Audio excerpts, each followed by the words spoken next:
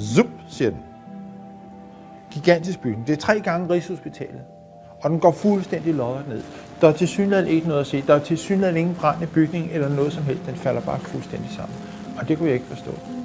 Der gik et par uger, før jeg forstod, at det her er den vigtigste begivenhed i min tid, i vores generation.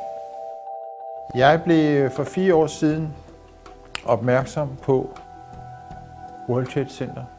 I modsætning til, hvad jeg troede ind til det tidspunkt, så var World Trade Center et center og bestod af 7 bygninger.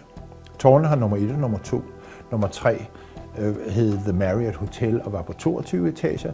Nummer 4, 5 og 6 var relativt lave bygninger. Men bygning 7, som vi snakker om her, var en gigantisk bygning. 186 meter og 47 etager. Og der så jeg for første gang bygning 7 kollapse. Så gik det op for mig, at det var World Trade Center. Men det lignede jo ikke tårnene. Hvorfor, hvis det her World Trade Center, hvorfor har jeg så ikke hørt om det før? Det var min første reaktion. Hvad i alverden? Jeg skrev så i foråret, det må være i foråret 2007. For første gang faktisk i mit liv en kronik. Den kronik handler kun om bygning 7. Den handler kun om det faktum, at der var 2 flyvemaskiner, der var 3 skyskrabere. Der er ikke nogen fysisk forklaring på, at bygning 7 skulle styrte sammen, som den gjorde af sig selv. Og den falder sammen, vel at mærke, i frit fald. Det vil lige sige, at den 47.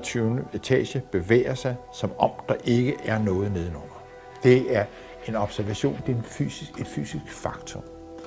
Og der var spredte brande i bygningen, men det er aldrig nogensinde sket før eller siden, at en bygning af den her type, som amerikanerne kalder steel frame high-riser, er styrtet sammen på grund af brand. Men det er alligevel den officielle forklaring. Så det modsætningsforhold peger utvetydigt på, fuldstændig hævet over enhver tvivl, at bygning 7 blev revet ned i det, vi kalder en kontrolleret nedrivning ved hjælp af sprængstoffer. Og andet stod der faktisk ikke i den kronik. Simpelthen kun faktuelle oplysninger. Ikke noget spekulation om noget som helst. Og så tror man ligesom, at det kører sig selv. Og der skete absolut ingenting. Det største helt åbenlyse modsætningsforhold, som dukker op fra bygning 7, det er, at den helt klokkeklart er revet ned i det, der hedder en kontrolleret nedrivning, og det tager måneder, halve år at forberede sådan en kontrolleret nedrivning. Det vil altså sige, at der er for det første, at hele begivenheden umuligt kan være udført af Osama bin Laden og 19 muslimske flykaprere. Og det er ikke kun det eneste problem, der er med den officielle konspirationsteori. Men det er den for mig som naturvidenskabsmand mest markante, helt åbenlyst. Når man så erkender, at den ikke kan være rigtig, så er det en smertelig erkendelse. Det gør ondt, fordi det betyder, at de mennesker, som skulle tage vare på en, som man har betroet magt, og som man troede arbejdede for ens bedste, de pludselig svigter. Jeg har 6 børnebørn, og om 10 år er det gamle nok til at spørge mig, hvad side var du på? Og så vil jeg sige, at jeg var på jeres side.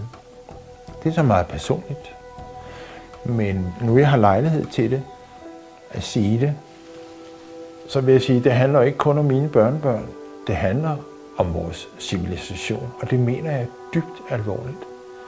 Fordi hvis den forbrydelse her ikke kommer til sin opklaring,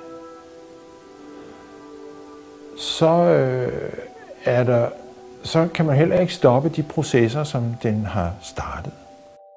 Jeg ville ikke kunne sove, hvis der er et eller andet, som jeg undlader at sige, fordi jeg enten er bange eller doven. Det vil da endnu værre. Altså, det er jo et spørgsmål om personlig struktur. Så selvfølgelig har det omkostninger, men omkostningerne ved at holde kæft er det endnu større. Hvis du kæmper, så kan du tabe. Men hvis du ikke kæmper, så har du tabt.